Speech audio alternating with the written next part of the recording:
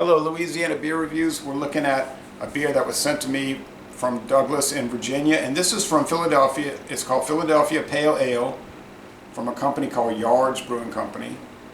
They've been around since 1994, and we certainly don't get their beers here, do we? No. Yard. Okay. Philadelphia Pale Ale. Oh, thanks, Doug. Where's Douglas? Sorry. Brewed in the city of brotherly love. Why do they call Philadelphia the city of brotherly love? I visited Philadelphia a long time ago in the 80s, and I wasn't feeling any kind of brotherly love while I was there. As a matter of fact, it was kind of like not so brotherly love. Maybe they perceived you as being hostile. I don't even know how to respond to that. Let's do What are you this. talking about, hostile? The viewers will be like, you hit the nail on the head, mister. Okay, so we're going to go ahead and crack this open. It's yellow and has a sunshine on it. Is it a sunshine? I don't know. Anyway, Yards. So this comes from the people at Yards. What's the alcohol on this? Probably regular 5.0 or something? Yards. Yards. It's Yards. Did you take medicine today? All right. Yards. Did you taste this already? Yeah, I did a solo review. Oh. So you got like 3 cans? No, 2. He sent me 2. It's 4.6%. Oh, is this the case like when Wayne sent cans and said, you wanted me to drink one and you wanted to drink the other one? In that case, you didn't want, you did the test. I don't know, something didn't work out. Well, they're showing a bridge. They're showing the bridge connecting Philadelphia to New Jersey, and it's 4.6. So I like these 4.6. Very mild, mellow product. Is it date or color code or color dot? There's a code, but I don't feel like deciphering. I don't either. Okay, so it looks like beer. It looks like a Miller High Life. So we don't have to go any further than that description. That's what it looks like. If you're unfamiliar with a Miller High Life, Coors, that's what it looks like. I got you now.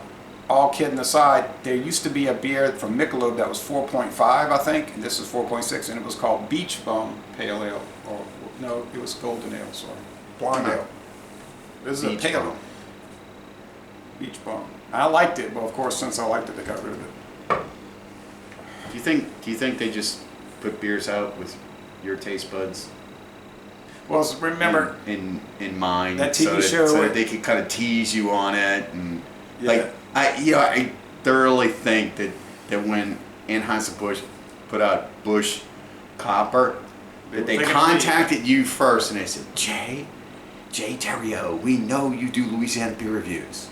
We're going to put a beer out because we studied you, and we're going to put it out, and we're just going to tease you, and then we're going to yank it. Yeah, it worked. And never make it again. It worked. I remember Kirk Cameron on that TV show, he was saying he was amazed that the television was on. His mother was like, why are you amazed the television's on? He said, well, I wasn't watching it. In other words, he thought they only had TV on when he was watching. All right. Right. So I'm letting the head dissipate while you pontificate about it. It's not a lot of aroma. No, it's not. It's almost like a good old-fashioned light beer. A lot of taste, though. Mm-hmm. Yum to the E. Oh, yeah? I think so. It's mild and mellow, but it's flavorful. It's like spiced bread. To me, it's a Belgian-style pale ale. I gotta agree with you. It does kind of hit. It does have some good flavor, yeah. It is like a Belgian pale ale. If you gave this to me blind and you asked me what it was, I would say, oh, some kind of Belgian pale ale. Yeah. Body's not as light as you'd think. It's got a good taste to it. Mm-hmm. Apparently it's really popular in Philadelphia. I can see why. Yards. Good going out, hanging out beer. It's not too strong. I'd like to try the draft. I don't know if I'd want to drink a lot of them, though, because the flavor is kind of strong. Well, that's true. It lingers on a palate a little bit. It's got a good flavor to it, but it's just, it kind of makes you pucker a little bit because it's still there. Bitterness is higher than you'd think. Yeah. Probably 3 out of 5 hop cones. Sweetness is not too sweet, so 2.5 out of 5 sugar cubes. Kind of crisp finish. Yeah, I guess if it's a going out drinking beer, maybe Pabst Blue Ribbon might be better. Oh, Pabst Blue Ribbon's good for just about anything. PBR. Yeah. That's like the ultimate light beer. Good flavor, very watery, goes down good. Get a nice little aftertaste to it. Yeah, they'll never stop making that beer. Now look how thick this foam is and this lacing. It's a quality product. Yeasty. Well, that's it. You were talking about meringue. That's like meringue right there. Yeah. It's like whipped meringue. Still there. The foam is always the bitterest part of the beer too. Well, how do you score this one?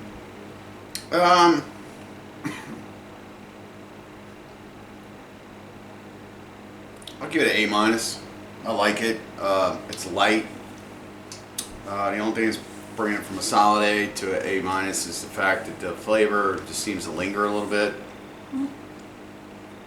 It doesn't seem to wash down. It's still on my palate. Well, those ales do that. You know, the lagers have that crisp finish where it doesn't linger. Let me see if I can get rid of it a little bit. Give you a bit of taste on it. I'm going to give it an A. You're saying A-. I'm going to say A, but still 93 just like the last beer. I think it was higher when I reviewed it the first time. But sometimes when you do beers repeatedly, you'll start to notice things and maybe the score won't stay as high. It'll still be pretty good, you know. Yeah, I would drink this for sure. It's still there, and it's two big gulps of water. It's kind of like oil-iness a little bit. So I gotta drop the score to a B+. Another controversy. I gotta drop the score to a B+ because it won't leave the palate. The hops are probably very oily. Yes. Maybe this would go well with some oily fish. Something, I don't know. All right. Well, so It's still there. we were close, and now we're not so close. Yeah. A B+. to B+. Oh well. I'm saying 93. You're saying like 89, 88. Oh, like 87. That's just a B. Don't take another sip. It might drop to a lower B. Well, it's just it's lingering. I mean, I tried to wash off my palate water, and it's still there. So Don't drink anymore. I'm not. Whatever you do. So, well, that happens, you know. But anyway, thanks, Doug. Douglas, it's interesting. We don't get their beers. Well, So, at least it didn't get this grade. yeah, we don't get too many Fs around here.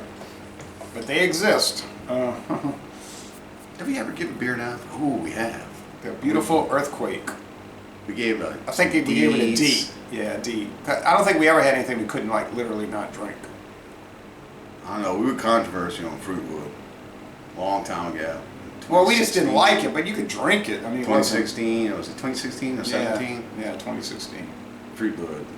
Fruitwood wasn't too delicious, but But that was one of those. You either liked it or you didn't beers. There was, I mean, it was all over the place. I mean, it wasn't really all over the place. It was like a big scale. It was like, yeah, I like it, or no, I don't. S beers are like the camo that I bought in Detroit, and the Super Brew 15 that I bought in Baton Rouge, and the Bam and the Boom that I bought in Hammond. I mean, could not drink them. I mean, you could, but they were going to come back up, and I didn't want that. All right. So, any last words? Drink better beers, kids. Thanks for watching this video production, and y'all go to Philadelphia, Pennsylvania, and tour the Arts Brewery.